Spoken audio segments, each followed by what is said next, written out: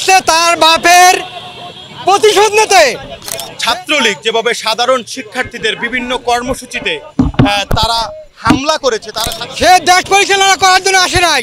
সাধারণ শিক্ষার্থীদেরকে যেভাবে হাতুড়ি পেটা করেছে এবং দমন পীড়ন থেকে শুরু করে বিভিন্ন ক্যাম্পাসে তারা যেভাবে গেস্ট রুম গণরুমের মতো কালচারকে স্টাবলিশ করেছে, স্বাভাবিকভাবেই সাধারণ শিক্ষার্থী থেকে শুরু করে সকল মহলে ছাত্রলীগের উপরে এক ধরনের ক্ষোভের যে সঞ্চার সেটি কিন্তু পুঞ্জীভূত হয়েছে।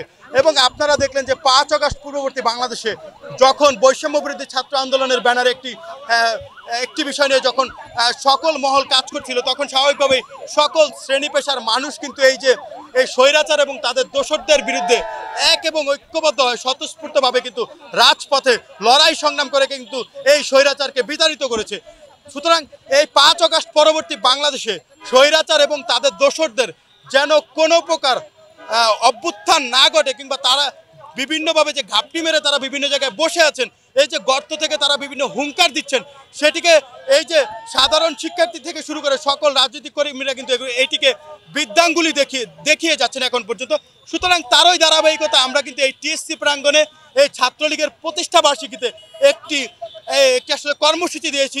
সেটি হচ্ছে যে গণ যে ঘৃণা কর্মসূচি, অর্থাৎ ছাত্রলীগকে যে সাধারণ মানুষ থেকে শুরু করে সকল মন ঘৃণাভরে প্রত্যাখ্যান করেছেন, সেটি কিন্তু আজকে এটি স্বতঃস্ফূর্তভাবে প্রমাণ হয়েছে। মানুষ ঝাড়ু নিক্ষেপ, জুতা নিক্ষেপ সহ থুতু নিক্ষেপের মাধ্যমে তাদেরকে ঘৃণাভরে প্রত্যাখ্যান করেছেন এবং এই যে ঘৃণার বহিঃপ্রকাশের মাধ্যমে তারা বুঝিয়েছেন যে বিগত দিনের যে পুঞ্জীবিত ক্ষোভ, সেই ক্ষোভের বহিঃপ্রকাশ আসলে তারা এই কর্মসূচির মাধ্যমে ঘটাচ্ছেন। এবং আমাদের যে অভিনব কর্মসূচি, সেই কর্মসূচির ধারা কিন্তু ভবিষ্যতেও অব্যাহত থাকবে। আমরা ভবিষ্যৎ প্রজন্মকে আসলে জানিয়ে যেতে চাই এই যে ছাত্রলীগ নামের একটি জঙ্গি সংগঠন, একটি সন্ত্রাসী সংগঠন, তারা কতটা ভয়াবহ ছিল, তারা সাধারণ শিক্ষার্থীদের উপরে কতটা দমন পীড়ন চালিয়েছে, গেস্ট রুম গণরুমের মতো কালচারকে তারা একটি ক্যাম্পাসে কিভাবে এস্টাবলিশ করেছে, তারা কিভাবে সাধারণ শিক্ষার্থীদের যেই ন্যায্য অধিকারকে তারা কিভাবে বানচাল করেছে, এগুলো আসলে ভবিষ্যৎ প্রজন্মের জানা দরকার।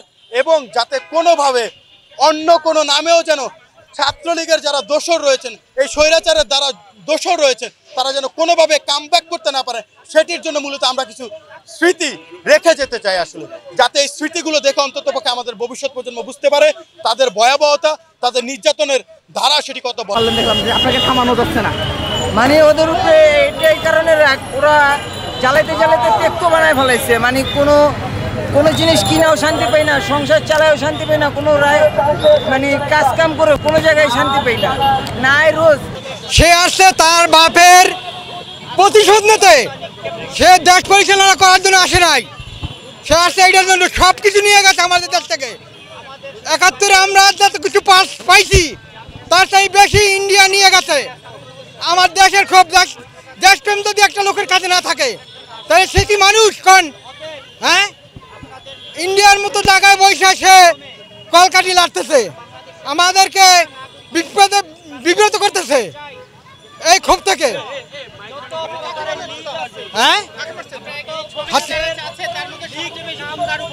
হ্যাঁ, হাসিনার উপরে, হাসিনা এই 16 বছরে হাসিনার উপরে ক্ষোভ।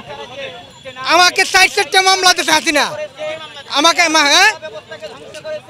আমাকে মামলা দিয়েছে, এই ককটেল মামলা, চাঁদাবাজি মামলা, তার লোকজনের বিভিন্ন জনে এই কোর্টের বারিন্দায় এই 16 বছর ধরে দৌড়েছি, জেল খাচ্ছি 5 বছর।